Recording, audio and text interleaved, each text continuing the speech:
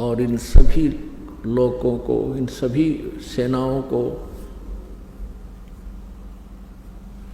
इनका नाश करने के लिए अब मैं प्रवृत्त हुआ हूं। अर्जुन देख रहा है कि कुछ देवता, कुछ व्यक्ति आपकी जाड़ों में लटक रहे हैं, कुछ आपके मुंह में समा चुके हैं। ये काल कौन है? श्री कृष्ण काल नहीं थे। श्री कृष्ण जी ने पहले कभी अपने आप को काल नहीं कहा। श्री कृष्ण जी ने उस गीता के ज्ञान के उपरांत, यानी महाभारत के युद्ध के उपरांत, अपने आप को कभी काल नहीं कहा, क्योंकि ये काल नहीं थे। ये सतोगुण भगवान विष्णु अवतार थे। और विष्णु जी इतने शांति प्रिय सतोगुण युक्त हैं कि एक बार भृगु ऋषि जी ने भगवान विष्णु जी के सीने में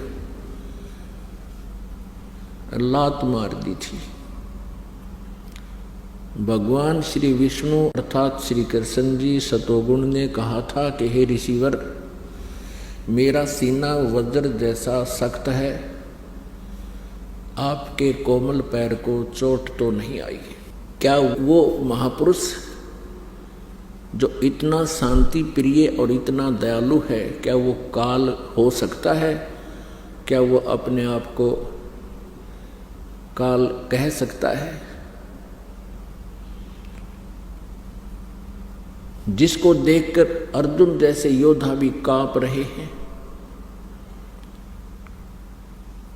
तो वो श्री कृष्ण नहीं, श्री विष्णु नहीं, वो काल था जो श्रीमद् भगवत गीता जी का ज्ञान श्री कृष्ण जी में प्रवेश करके कह गया, बोल गया। मुख यानी ये शरीर समझो एक यंत्र है, जैसे टेप रिकॉर्डर होता है, और टेप रिकॉर्डर में जो भी जैसी भी कोई कैसेट डाल दी जाती है, फिर वो कैसेट बोलती है, उस कैसेट वाला ही मैटर बाहर बोल रहा है, वो टेप रिकॉर्डर।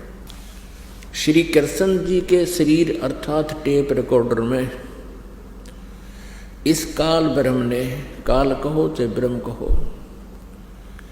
इसने स्वयं प्रवेश करके और अपनी कैसेट चला दी। उसने गीता जी का ज्ञान स्वयं बोला। अपनात्माओं, तत्व ज्ञान किसे कहते हैं? जिसमें निष्कर्ष निकले, जिस ज्ञान के आधार से गूढ़ रहस्यों की जानकारी हो, उसको तत्व ज्ञान कहते हैं। आध्यात्मिक ज्ञान को समझने के लिए, जानने के लिए